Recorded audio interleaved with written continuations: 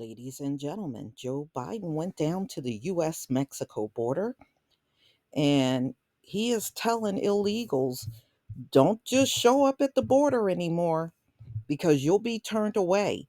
But, let's be real, there's always some that are going to be able to slip in past the border and they're not going to be able to stop them all. But this is what he's putting out. Um, I thought they wanted to open the floodgates and let them all in. He's sure singing a whole different tune, isn't he? I'm going to go ahead and play this audio for you from NPR. President Biden's administration wants to stop migrants from traveling overland to the U.S. Mexico border. Their new plan attempts to shift the incentives. Yesterday, the president said the U.S. will make it harder for people to get in if they show up at the border and make it easier for some to get in if they stay in their home countries and apply from there. 30,000 people per month will be admitted that way. These new rules apply to people from Cuba, Haiti, Nicaragua, and Venezuela. Homeland Security Secretary Alejandro Mayorkas joins us now. Mr. Secretary, welcome to the program. Good morning, Steve. Thanks for having me. Both parts of this policy that I just mentioned seemed aimed at the same one goal, telling people not to come and cross the border illegally. Why is that your bottom line? Steve, there's a fundamental policy underlying our operational measures, and that is the following, that we want people who qualify to come to the United States in a lawful, safe, and orderly way. And we do not want them to take the dangerous journey to place their lives, their life savings in the hands of smuggling organizations that are ruthless. We want to cut out the smuggling organizations. We have seen too much death, too much tragedy, and too much trauma. And so we're building lawful pathways. I would imagine you're also thinking about what people see as chaos at the border, which is a bipartisan feeling in places like El Paso, Texas, for example. You know, Steve, the challenge of migration that we are experiencing on our southern border is not exclusive to our southern border, and it is not exclusive to the United States. It is a migration challenge that is gripping our entire hemisphere. I have traveled to multiple countries in the hemisphere, and we are seeing an unprecedented level of displacement. 2.4 million Venezuelans in Colombia. We are seeing the population of Costa Rica become increasingly Nicaraguan.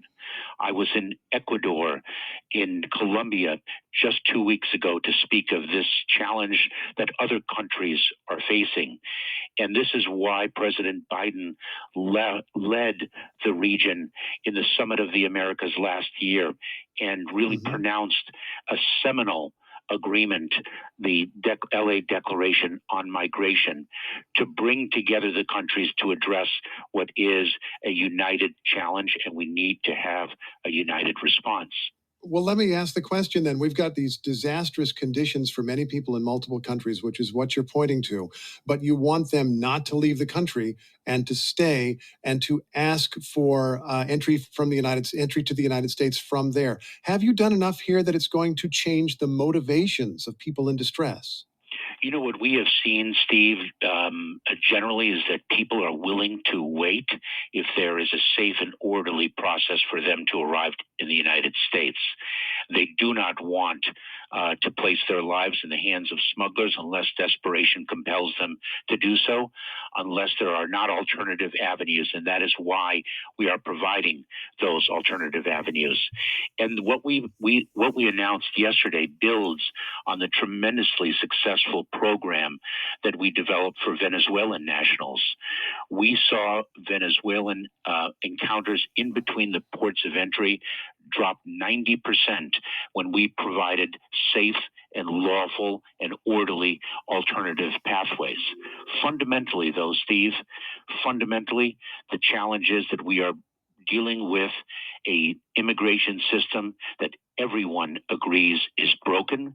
It is why President Biden, on his very first day in office, sent to Congress a comprehensive piece of legislation to reform a system that has not been updated for decades. Unfortunately, Congress has not acted yet. They don't even have the House organized at this point. Let me ask about The other part of this, though, you are going to turn away more people at the border without a hearing, without parole into the country. That is part of this, is being a little harsher at the border. I'd like to ask if you can do that legally. If someone reaches the United States and asks for asylum, isn't the U.S. legally required to let them in and consider their case rather than turn them back, as this policy suggests? Steve, you are referring to the public health authority that is commonly known as Title 42, the statutory provision. We are actually obligated under a court order issued in Louisiana to continue to apply it. But in this case, you're adding extra authority under a different law, Title 8, that will turn more people away. Is that correct? Steve, it is correct, and the reason is very straightforward, that we want to incentivize people to take the safe and orderly pathways and disincentivize them to take the dangerous, the treacherous path of placing their lives in the hands of smugglers.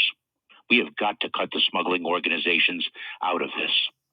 In about 10 seconds, should we expect to see the flow of people at the border decrease in months to come? That is certainly our plan, and we've been working on it since September of 2021. Alejandro Mayorkas is the Secretary of Homeland Security. Mr. Secretary, it's a long discussion. I'm pleased to have a small part of it here. Look forward to talking with you again. As do I. Thank you, Steve.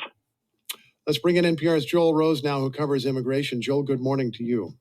Hey, Steve. What stands out? All right, y'all. So as you heard, they have a new incentive for immigration. They don't want these folks just showing up at the border.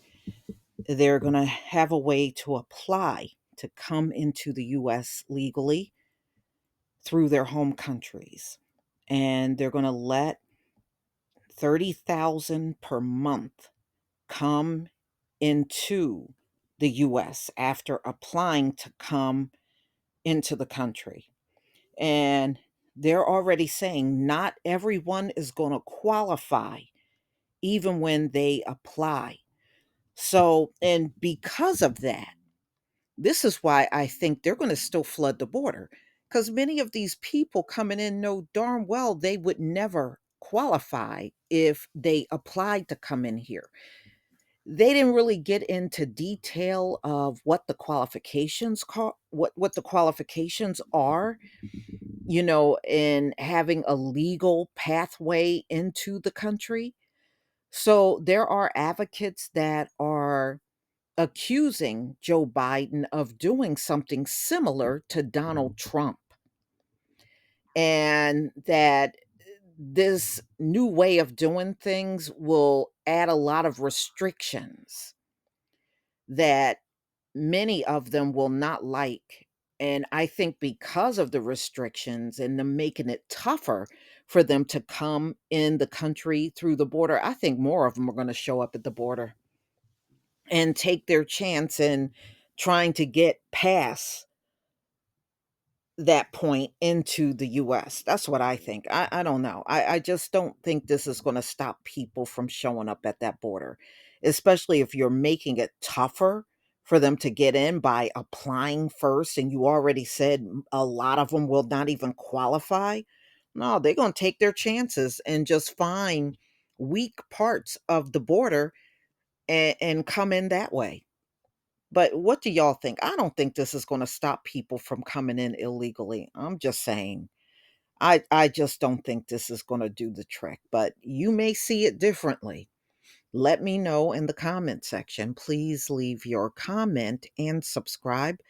Don't forget to hit on the notification bell, and I'll see you on the next video. Peace, family.